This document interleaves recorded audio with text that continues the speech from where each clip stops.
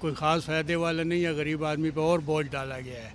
समझ गए जी, इसमें कुछ ऐसी फ़ायदे वाली बात नहीं है, ना कोई इजाफे वाली बात है। या आगे चल कर भी देखें इसमें से क्या क्या कटौती करते हैं, क्या करते हैं, सामने कुछ और आएगा, बताते हैं कुछ और है। क्योंकि हम तो 26 साल से मुलाजमत कर रहे हैं, 27 साल से हम देखते चले आ रहे हैं। अगर ये 15 बताते हैं, 10 देते हैं, आखिर में जाकर अगर एक कन्वेंस में वो करते हैं तो उसमें से काट लेते हैं, दूसरी तरफ से काट लेते हैं, एक तरफ दे देते हैं। बात वहाँ की वहीं है, जहाँ से चलती है वहीं ख़त्म। हाँ, ये ना होने से बेहतर है, बढ़ गई ये भी, लेकिन फिर भी इतने आवाम मुतमईन नहीं है, क्योंकि जहाँ तक महंगाई का हम सरकारी मुलाजिम है, आपको सरकारी मुलाजिम की हालत का तो पता है, हज़ार का किस तरह, तो हम इससे मुतमईन नहीं है, लेकिन फिर भी उन्होंने जो दिया है इससे कदरे ना होने से बेहतर है। इस बजट के आने से मुझे ये से फ़र्क पड़ता है कि मैं जहाँ था मैं आज भी वहाँ हूँ और मेरी स्ट्रगल बढ़ गई है।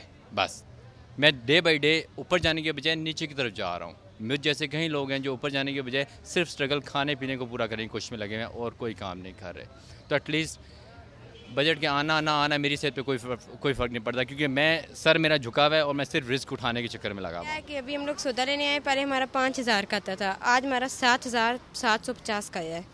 इतनी महंगाई हो गई है कि फ़ीस तो अदा ही नहीं थी। पहले मेरी 500 फ़ीस थी, अब मेरी 1,050 हो गई है। उसके अलावा फ़ंड वगैरह भी बहुत ज़्यादा खर्चा है। मेरे पापा एटॉमिक की जॉब करते हैं, मगर कुछ पूरा होता ही नहीं है मी मंथ का।